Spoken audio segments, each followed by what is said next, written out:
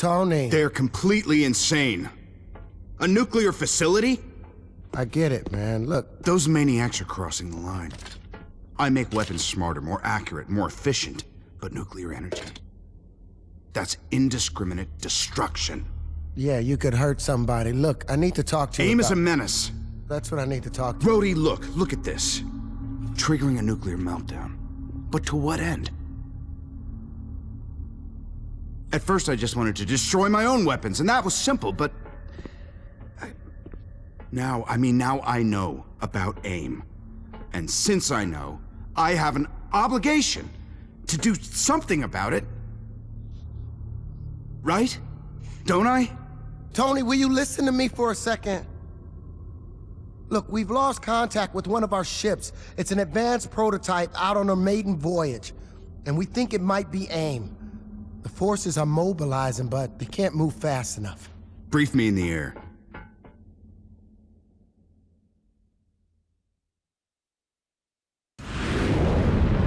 We lost contact with the ship some time ago. It's state-of-the-art, worth billions. I know, I sold it to you. So why? They already own a bunch of your weapons. I don't know, but I can guess. They need power sources. And the nuclear reactor on that ship has got it in spades.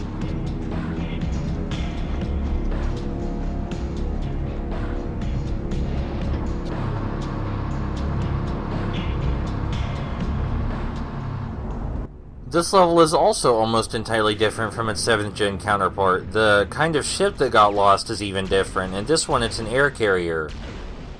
Which begs the question, why is there nuclear power on an air carrier?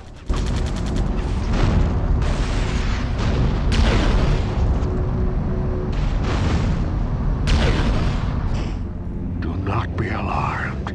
You are safe. I have taken control of the electrical activity inside your mind. Any resistance will result in permanent damage. Just do as I say, and everything will be all right.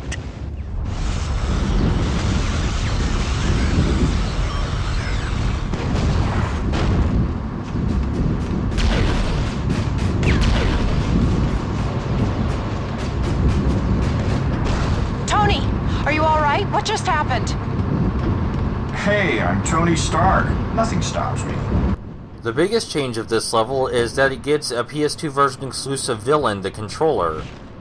They don't really explain why the controller is working with AIM, what he's doing here, anything like that. But he does control your mind, by which I mean he reverses your controls. It's possible to resist him by that little mini-game that we saw before Tony went all nuts and the controls got reversed. You just have to match the copy image up with the original, but that's a lot more difficult than it sounds because he keeps changing the direction that your right stick works in.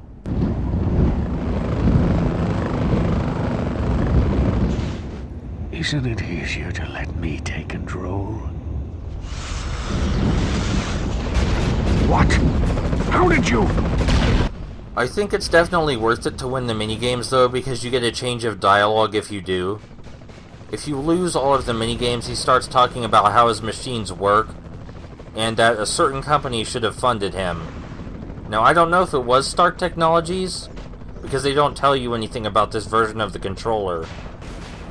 But if you win 2 of the minigames, he flips out because his machines aren't working, even though they should be flawless. It's kinda hilarious when you think about it. In the PS3 version, there were controller devices that controlled all electronic signals. But in this version, they used the actual villain called the controller. What a bunch of smartasses. Now, I mean that in an affectionate way, but come on. They had to be giggling to themselves. Yeah, I gotta admit, Tony, you got some nice hardware in that suit. Yeah, it's pretty badass.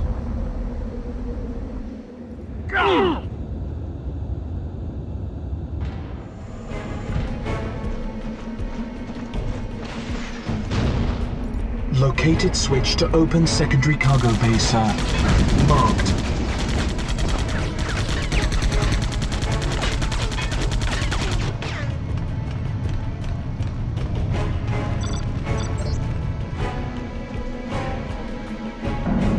secondary cargo doors open, sir. Located the holding cell for the soldiers, sir. Careful. Any casualties, I can't protect you. Copy that, Brody. Let's get him out of here. The drones are holding the soldiers captive, sir.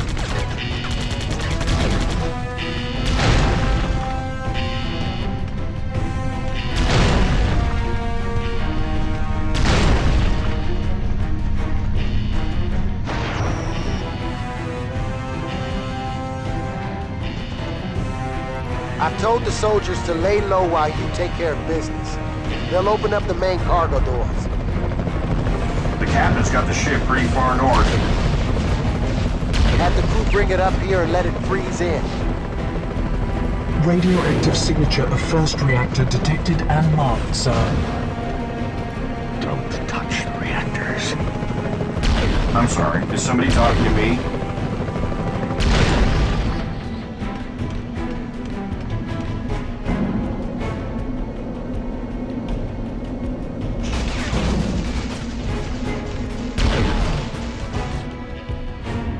You've fallen into my trap, Iron Man. You resisted again? But my machines... Wow, that was a lot of entertaining stuff that happened all in a row. You might almost think this is the PS3 version or something. So yeah, the controller still has no motivation, but he is working with AIM, as is evidenced by his desire to keep us away from the nuclear power. Sadly, if you're hoping for a boss fight against him, I have to disappoint you.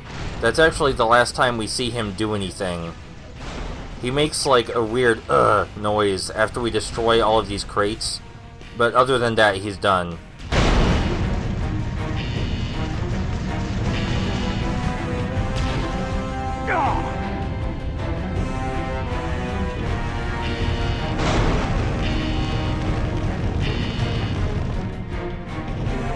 Sir, convoy is moving towards secondary staging area. AIM can't get their hands on that reactor, Tony. I know.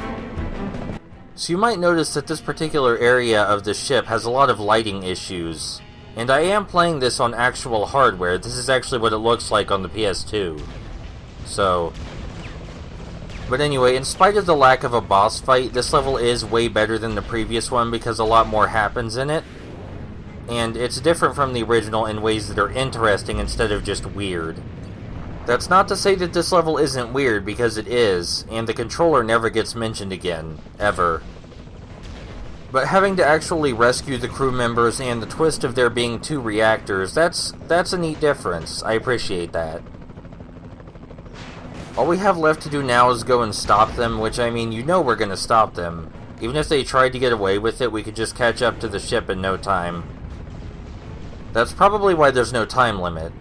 Then again, we know that, the developers of this game aren't the biggest fan of logic from that escort mission with the weapons truck.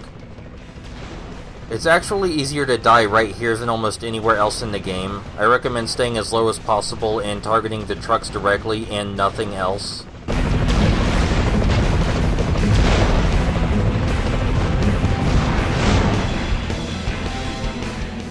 Two AIM projects looking for power sources. What are they looking to power and why? It must be a gas guzzler, whatever the hell it is. You only use nuclear power when you really need it. They're even a threat to our military. What did you sell these guys, Tony? Look, Rhodey, they got whatever was in stock. The usual stuff. Don't pin this on me. Then where did it come from? I have no idea.